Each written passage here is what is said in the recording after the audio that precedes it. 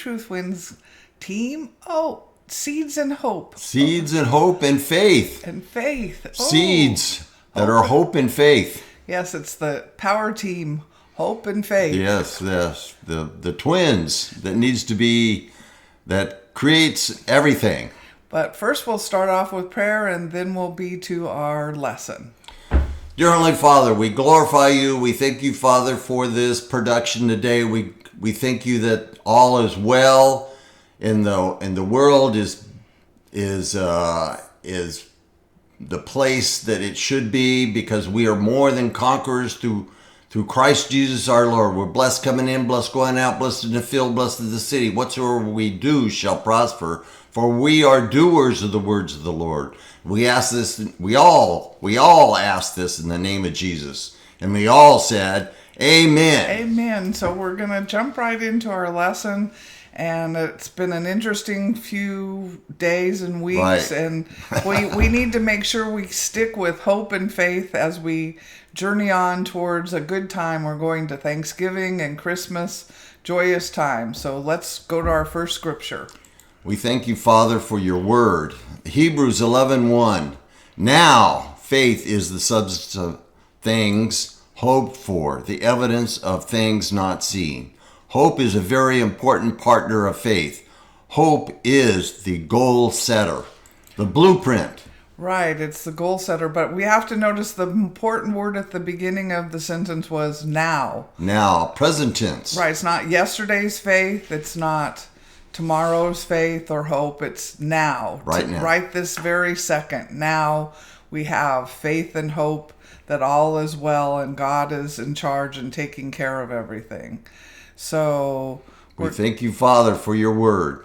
We're going to go to our next verse. It says 2 Peter 1, 2 and 3. Grace and peace be multiplied unto you through the knowledge of God and of Jesus our Lord, according as his divine power hath given unto us all things that pertain to life and godliness, through the knowledge of him that hath called us into glory and virtue. We must know what God has given, and we cannot have faith in that promise. Right, we can't have faith in God's promise if we don't know what he's given us. Right. And so that's why we always say, don't let the word of God depart before us, because we want to have faith and hope and have it correct. So if you're hoping for something and you don't know that God gives it, then how can you have faith for it? You can't. So that's what this verse is telling you. Be sure you know what God's promised. Read your word. And if you don't know all the promises of God, because a lot of people don't really know the promises of God, you can Google them. And you can get a whole list. You can print them out. You can put them on your refrigerator. You can read them into your phone, record them, and then as you're driving along, you can play them back to yourself. Right, that would be a great thing. We have so many ways to attach to the word. We can, when we're driving, we can turn on a podcast. We can turn on YouTube in our TV. I mean, like it'll show up on not our TV. I'm saying in our car. It says, don't let the word of God depart from your eyes. Right. That's what he said to Joshua. So sometimes when we're going to go somewhere, I just turn on scriptures on finances, scriptures on healing, scriptures on relationship. And it's not the way neuroplasticity works. It's important for us all to know. The more we hear, whatever we hear becomes our reality and truth. So even if you're playing it in, let's say you're driving with someone, like I'm driving with Randy and we're driving along and we might have a conversation, but in the background it's talking and we might stop talking for a little while. We're just feeding into our brain, our soul, the word of God, and it's getting imprinted, and it will be what pops up when you need it. So that's why we do it. It'd be first hand, as they say. That's why it says don't let it depart from you. Because then it's in your your thoughts, it's easy to bring it up. Right, because I bought a book a while back, and every day it's positive confessions on faith, hope, love, finances, marriage, health. And I read them every day. I didn't read the whole thing, but I read them and read them and read them. And this is over years. And pretty soon I realized I had memorized a lot of verses. Without even looking at what was coming next, I would know what was next in line to be read. And so right, you read it so much it becomes part of firsthand. you. Yeah. So it's that's like I've learned the 23rd Psalm or the Lord's Prayer or Isaiah 53:4. It just becomes a part of you, and it's in your soul. But then it's connecting with your spirit and your soul as becoming one, because they're working together, and the spirit is what causes the physical to change. Well, let's go on and see what our next verse says. It says in Romans 4:17 and 18, "As it is written, I have made thee a father of many nations before him whom he believed, even God, who quickeneth the dead, and calleth those things which be not as though they were, who against hope believed in hope, that he might become the father of many nations, according to that which was spoken, so shall thy seed be." Now he was talking about not dead physically; he was dead in his loins. In other words, his body was 100 years old, right? Right. It could be he wasn't able to. And Sarah was dead in right, that sense. Right. And they had been together for years and years and nothing had happened. But what we have to, that verse is kind of written kind of strangely. You might go, what is that saying? Well, so originally he had hope just in the physical realm. He'd hoped that over the years she would get pregnant. And finally he lost hope in the sense of the physical, soulish realm.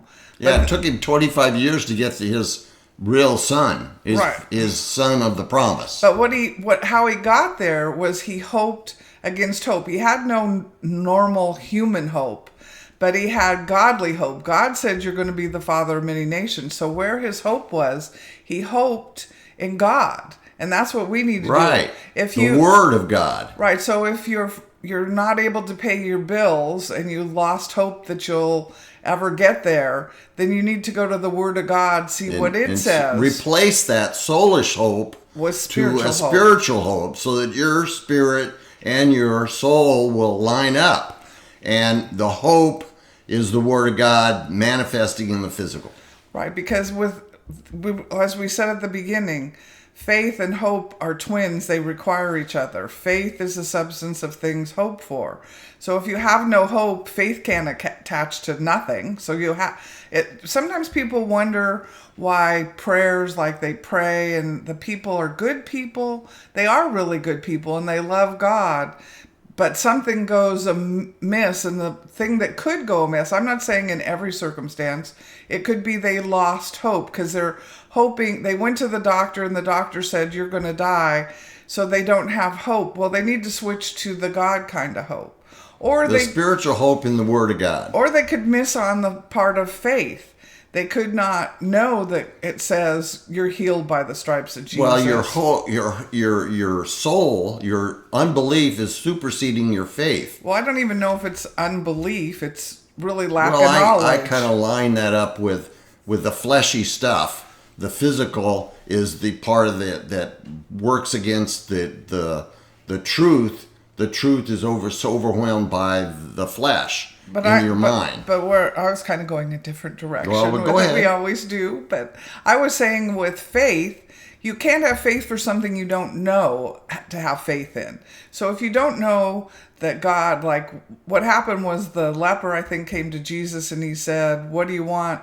Well, will you heal me? Will. Is it his will? And Jesus said, I will. If you don't know it's God's will to heal you, then you really can't exactly have faith in it. So then the combination of hope and faith that gets you to your answered prayer isn't complete. Right, and that's where you get faith, it says in Romans 10:17, faith comes by hearing and hearing and hearing and hearing and hearing the word of God. Right, and so that's why Abraham's name was changed From Abram to Abraham. the father of many nations, so he heard it enough that he could hope against hope. The physical hope, he had the God hope, he used his faith, and he was there. So let's see what our next verse says.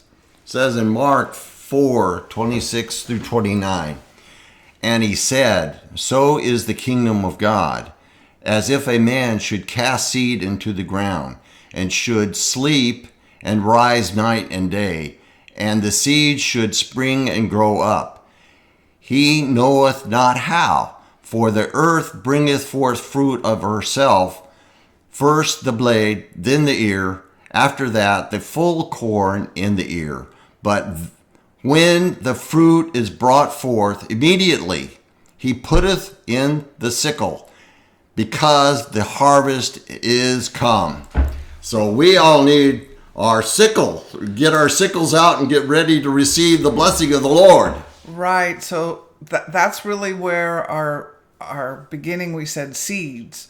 What are we going to plant? Seeds of hope. Of words of and the faith. Living God. So you plant them. Because Jesus is the Word. So where are we planting them? We're planting them in our heart and in our mind, because the hope, we're planting God's hope in our mind and God's faith in our mind. And so our mind, our soul has it and our spirit has it.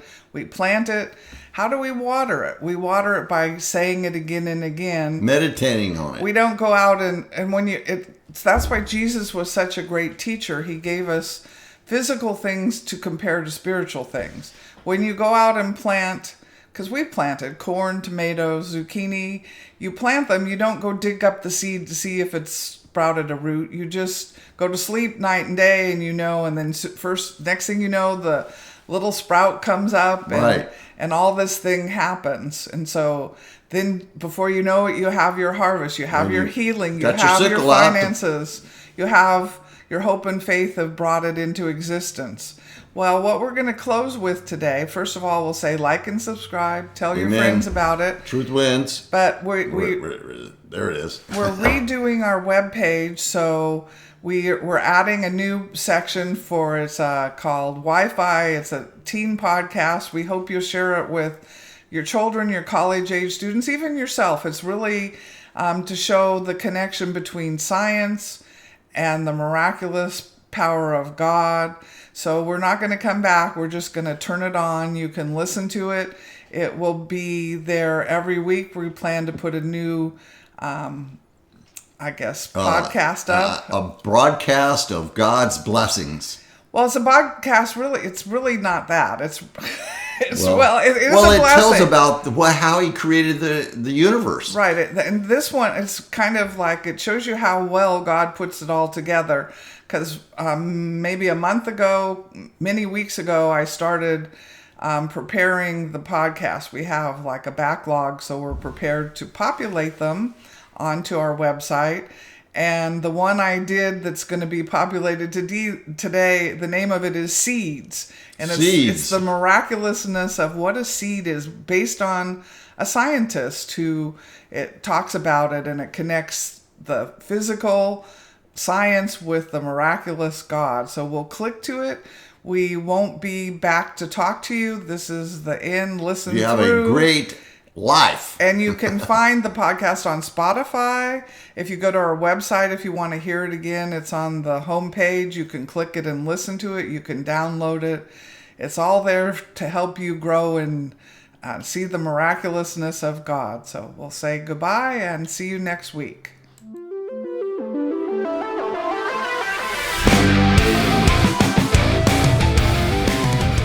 Welcome, you're listening to Wi-Fi, where we don't just connect what we know, but marvel at who made it all. I'm Keith Whitley. We're tuning into something deeper, a signal that hums from the very seeds beneath your feet to the breathtaking plants that shape your world and to the words that echo through your heart.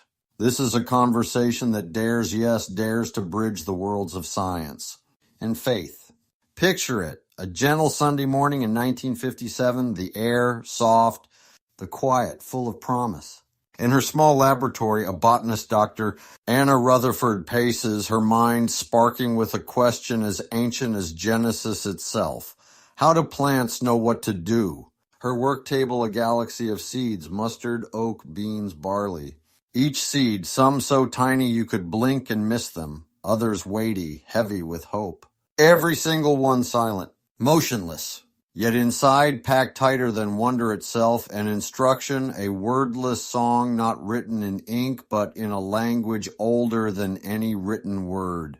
She planted them side by side. Days slipped to nights, nights returned to days. She waited. She watched, until, suddenly, miraculously, life stirred in the darkness. Roots pressed down, shoots raced up. Leaves unfurled, trembling and certain, reaching for the light with a hunger that stunned even the scientists, those who thought they'd seen it all before. Each seed answering wordlessly a question no one had thought to ask. But what if I told you this wasn't just biology, not just chemicals and dirt? There's something more. 2,000 years before Dr. Rutherford bent over her seeds, a wandering teacher from Galilee, Jesus, once stood before a restless crowd. He spoke of seeds. The kingdom of God, he said, is like a mustard seed, the smallest on earth. But when it is planted, it grows, spreading its branches larger than all the other plants. He saw in every seed a pattern, no, a secret. A metaphor for how the mightiest dreams and destinies can begin in utter obscurity, their glory only revealed in time. Science explains. Seeds respond to light, to water, to gravity, to an intricate web of silent, lawful cues. But for centuries, yes, centuries, poets, prophets, and farmers have sensed something more. They've listened for a deeper note, a secret language, a whisper from the divine. Every seed holds not just a blueprint for a plant, but the hope for a forest, the promise of bread, the spark of life, a miracle packed in skin and silence, unleashed if only the wordless code is heeded. This coded, gentle, universal message has been felt by many as the secret language of God. Whether that promise bursts through a city sidewalk crack or unfurls in an untended field, its message rings out. Growth is possible where none was expected. Transformation can come from the smallest, most overlooked places. Next time you see a tree, a wildflower, or a child delighting in planting beans in a Dixie cup, remember Dr. Rutherford. Remember the generations who have watched, wondered, and quietly believed. And remember that ancient teacher, Jesus, who saw in the humblest seed a universe of meaning, a parable whose truth grows on year after year. That's today's signal on Wi-Fi, a world blazing with wonder written by the hand of a creator connecting all things. And never forget, as we explore the how through science, let faith keep reminding us why. I'm Keith Whitley, and now you know the truth. This was Wi-Fi. Stay curious, stay connected, and meet me right here next Wednesday, where miracles are never out of reach and wonder is always waiting.